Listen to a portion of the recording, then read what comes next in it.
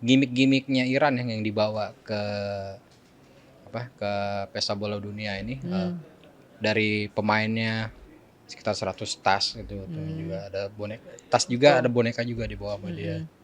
Kayak Untuk gitu-gitu yang menunjukkan jadi iya kan, mewakili lah istilahnya, memperingati kematian anak-anak sekolah ini gara-gara serangan AS. Dan itu dilakukan di tanahnya AS sendiri kan gitu. Itu ya kayak ngenyek banget deh Iran gitu. benar. Ya lagian orang mah mau damai kenapa sih masih aja ngancem-ngancem, gue bingung dah. Si Melody kan termasuk yang tidak, maksudnya ada di posisi yang udahlah nggak usah menyerang, maksudnya ada di posisi yang Iya. kontra dengan apa yang dilakukan Trump ke Iran gitu. Gitu. Terus kemudian dijawab sama Trump, nanti kalau mereka punya nuklir, negara lo duluan tuh yang mau diserang.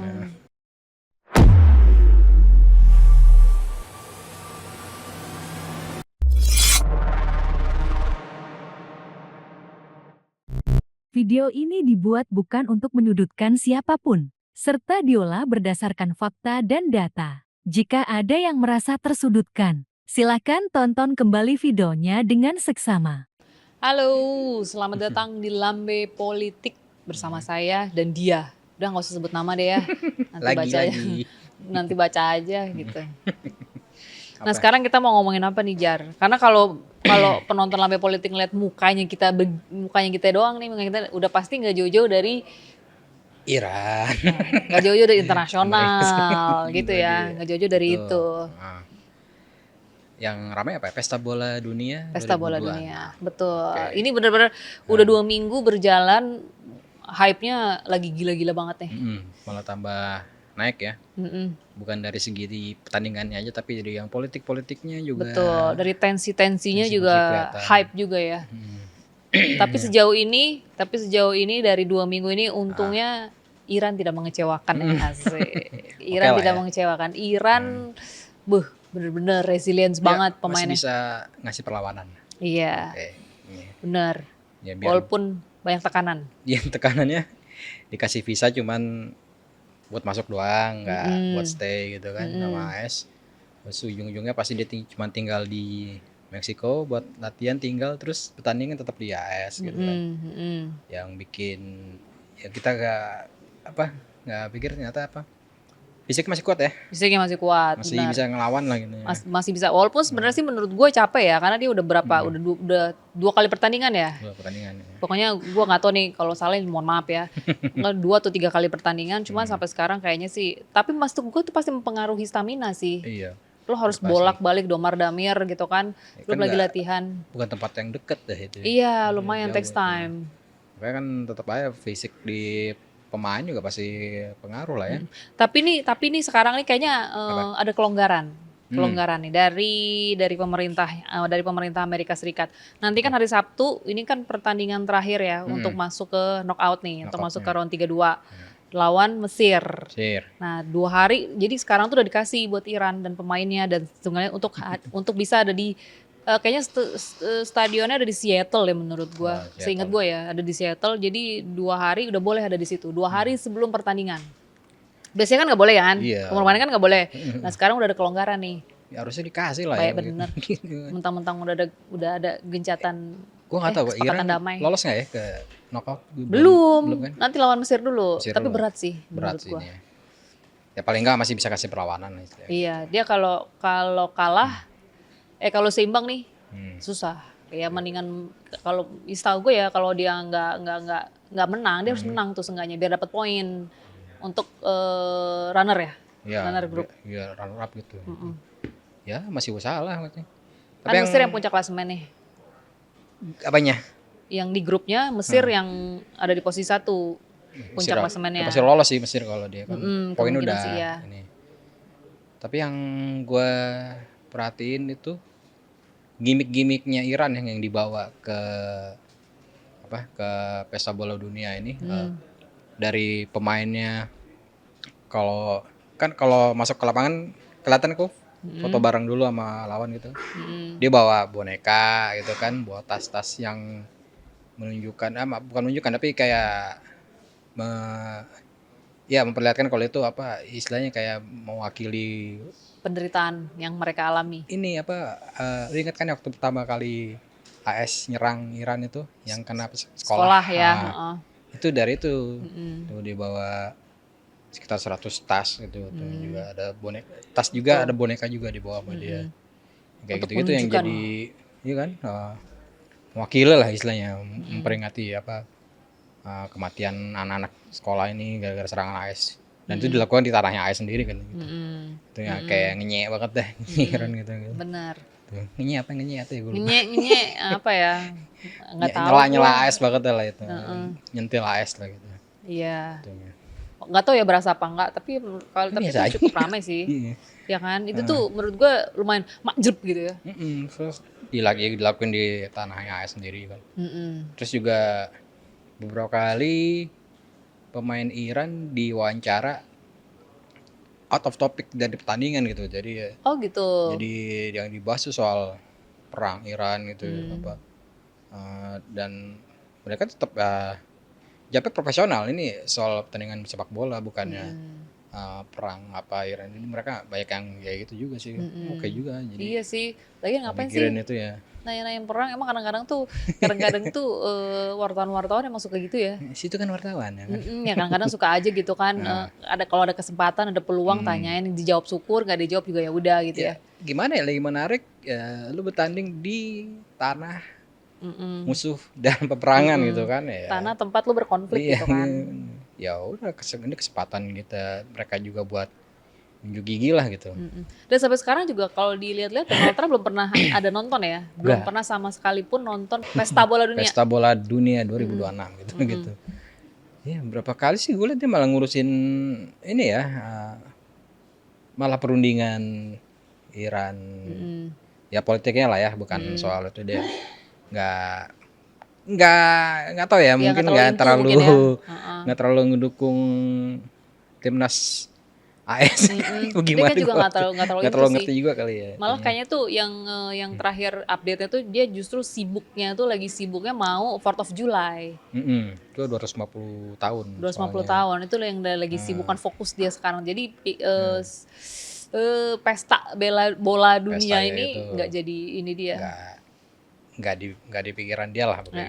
Nggak jadi prioritas Indonesia. Mungkin nggak tahu kalau AS gitu masuk ke knockout bisa hasilnya bagus, mungkin bakal jadi perhatian buat dia juga gitu. Ya. Mungkin kan. Cuman kalau dari agenda dan schedule-nya sih emang dia dijadwalkan hadir pas final doang. Masih oh ini pemenangnya. Nah, tuh dia kasih tuh begitu.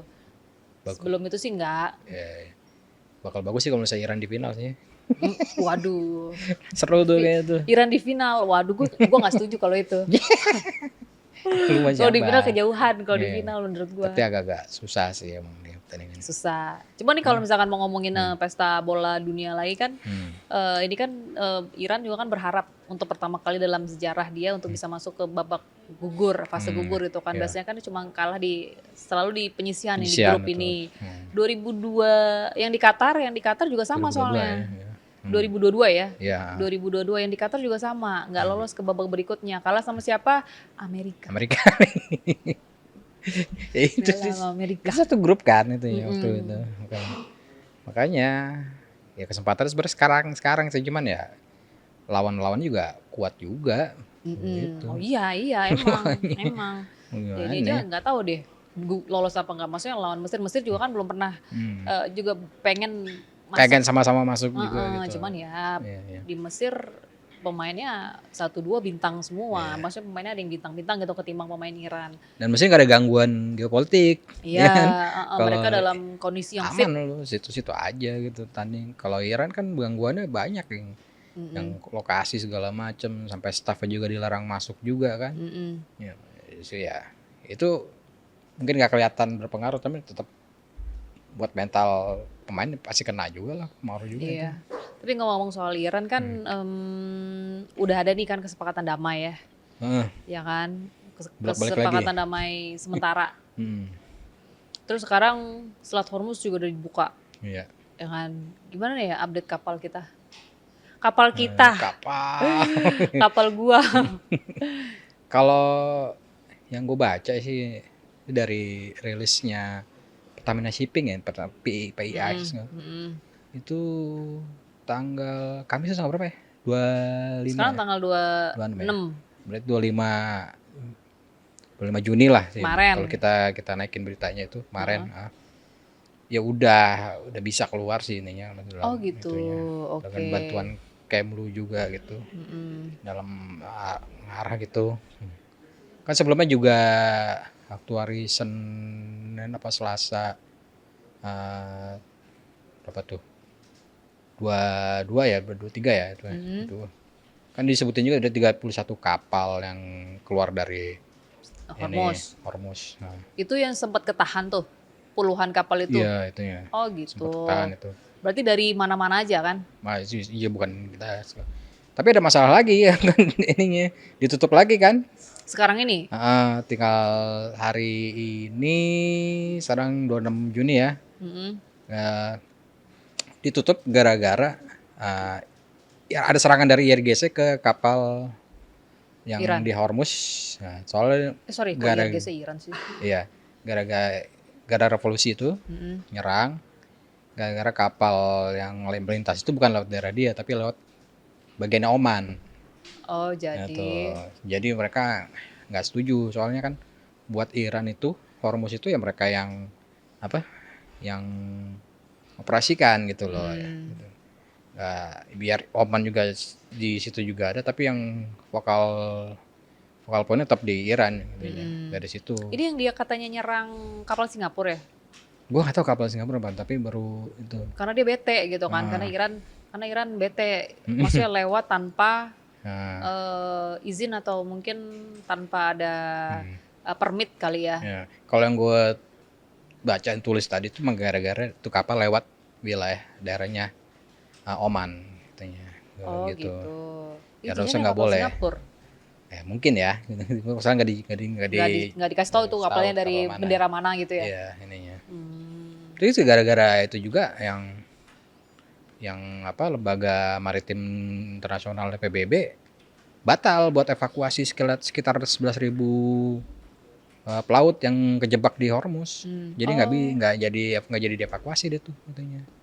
Nah terus gimana? Di Masih situ nyangkut? lagi di situ. Gitu. Tapi yang punya Pertamina dua kapal ini udah berhasil. Kalau yang gue baca udah dari keluar. itu satu ya. Oh baru satu. Berarti Coba masih satu ada di sana. Kita cek ya. Coba cek dulu. Gue nggak mau salah ininya. Kemarin sih ininya kapal Pertamina ya. Dua apa satu? Yang satu sih belum sih kayaknya. Seingat gue sih satu ininya.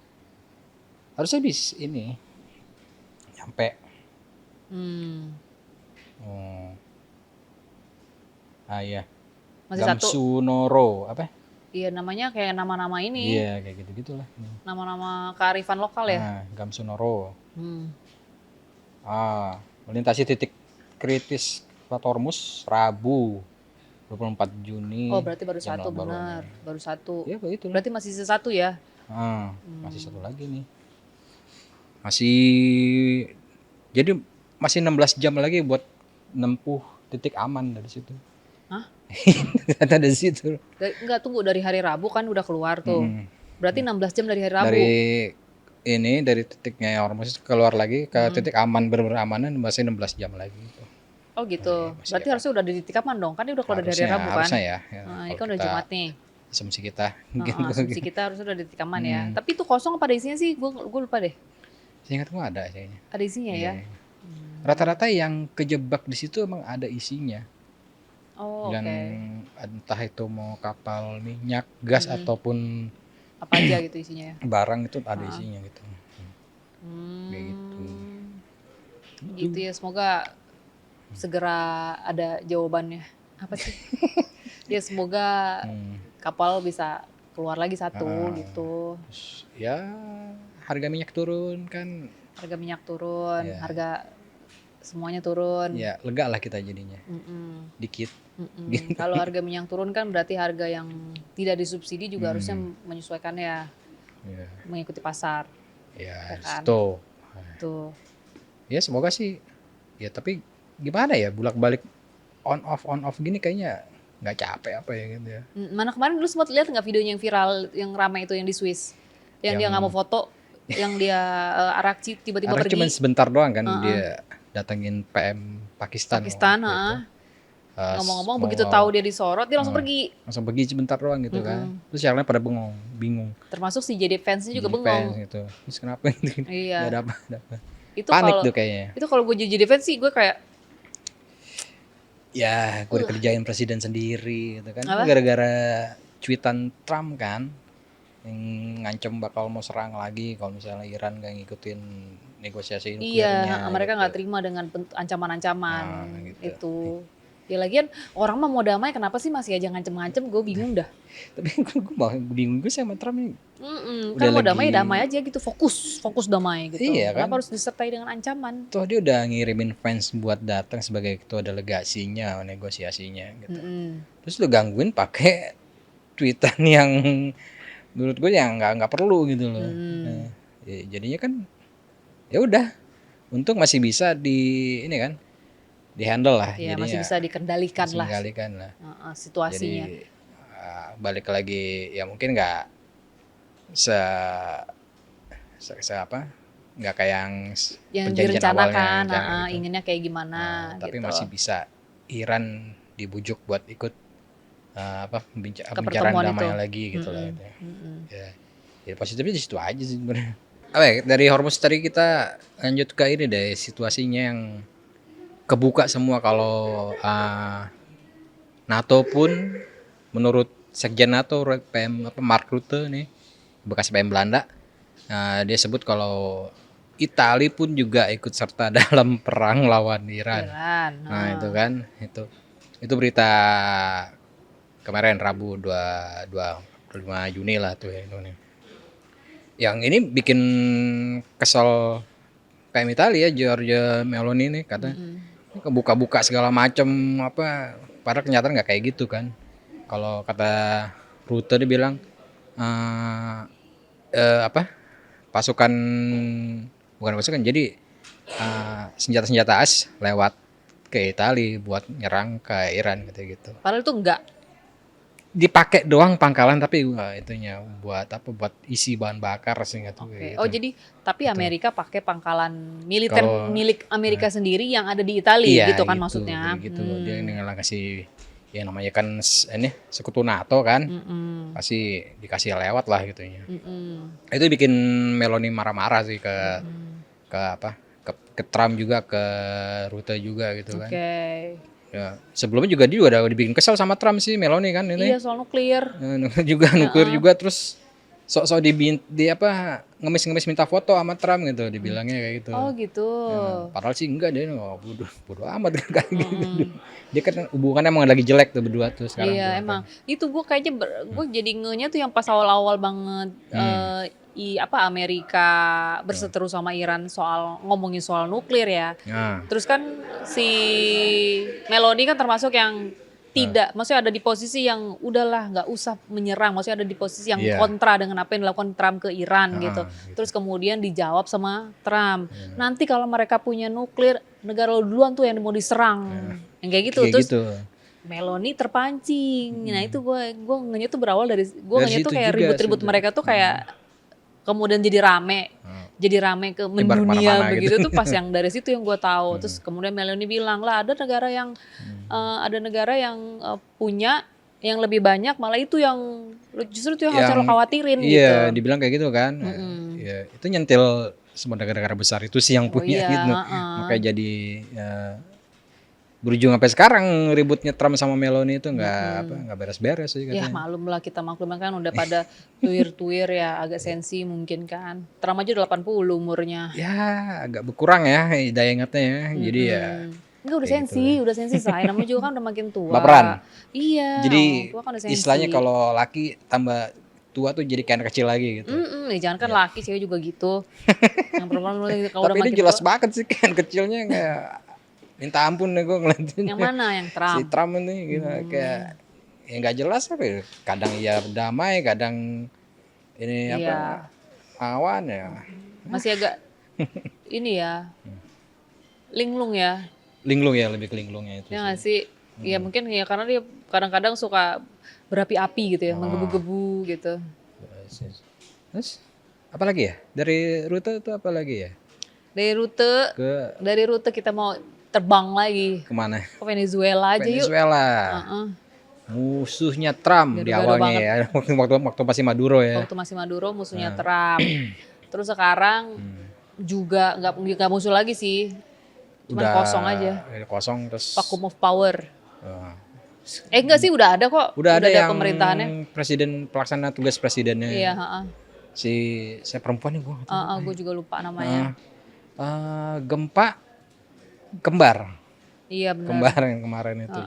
Gempa 7,1 sama 7,2 kalau nggak salah emang gitu ya. Oh, bukan 7,5. Apa udah direvisi ya? Direvisi sama udah USGS dimutahirin. itu. Terakhir gue tulis beritanya tadi pagi itu 26 Juni ini udah 235 orang tewas, sekitar 4.500 yang luka gitu. Iya, 200 orang meninggal, tewas. 235 sih. Wow. Iya, cepat itu. Tapi gede sih, gimana ya?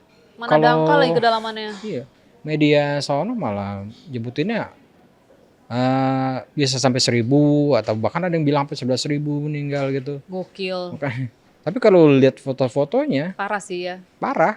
Parah. Terus ada video-video yang benar-benar kelihatan itu naik turun ya gempanya ya katanya.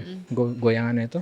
Iya, parah sih. Nah, dan terus runtuhnya tuh bener-bener ya gue gak bisa mikirin lagi kalau saya ada di situ gitu. Dan gempa dia tuh cukup berdampak juga ke negara-negara yang sekarang lagi ikutan pildun gitu kan. Kurasau, Amerika juga nyampe, Di California tapi kena ya. wilayah pesisirnya gitu kan. Karena emang guncangannya lumayan kenceng dan kedalamannya dangkal ya. Dan Ring of Fire-nya juga kali si California deket nyatu sama Venezuela juga kali ya Iya, jalurnya ya. mungkin dekat lah itu ya lempengan-lempengan mungkin lempengannya saling itulah. saling bertetangga gitu ya lempengannya. Jadi Kurasau ya itu berasa. kehancuran ada kerusakan nih gimana ya? Di mana? Di Kurasau itu? Di Kurasau sih belum Apa ada cuman laporan ini ya. aja? Cuma berasa aja dampaknya.